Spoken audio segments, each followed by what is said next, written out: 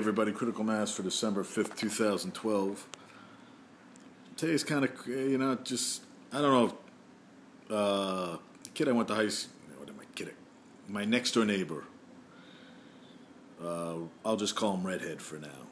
But my next door neighbor I grew up with, I found out he was adopted. Well, he was a redhead and his whole family always redhead, but he was a wild child.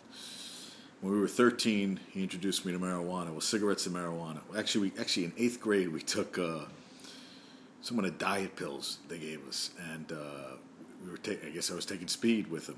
And all I remember is I was up all night, and then one day I slept for like 20 hours straight. But he was the first kid I ever got high with. 13 years old, we did it in my. I don't know why we did it in my garage. My dad came home and he said, "What were you doing?" I go, "We were lighting matches." And he would always say, "Don't hang that kid," But Redhead always had motorcycles. He was always, big gangly kid. He was crazy. He was a funny kid, and I was just a white Jewish boy, and he was crazy. Crazy. I mean, he would ride bikes. He was always, he was a daredevil. And I just found out he died. Yeah, 43 years old. They said he was living in Florida. I lost touch with him. I think I saw him when we were like in our 20s once, and he had already had a kid, and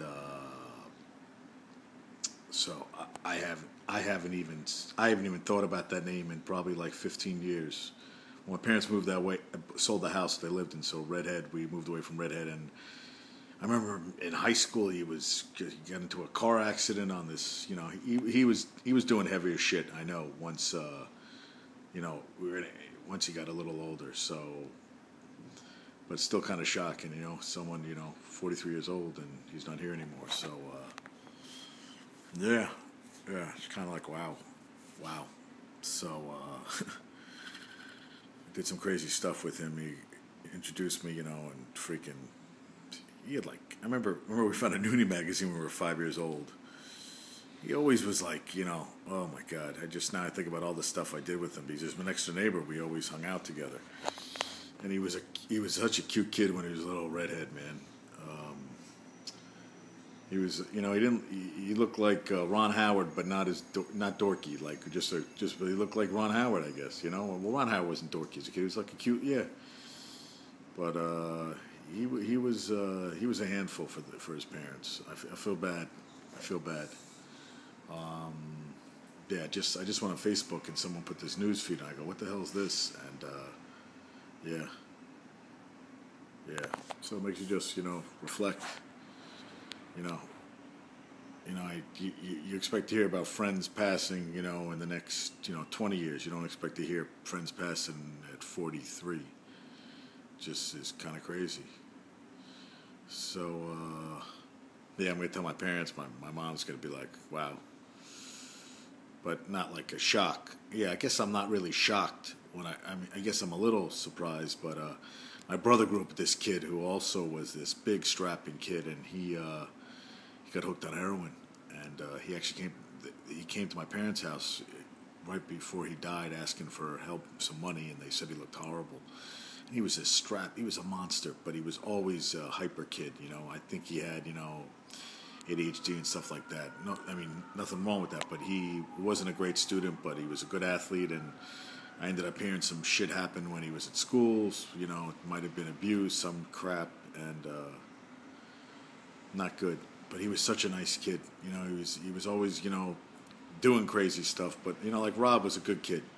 Redhead, I'm sorry. Doesn't matter. Nobody knows.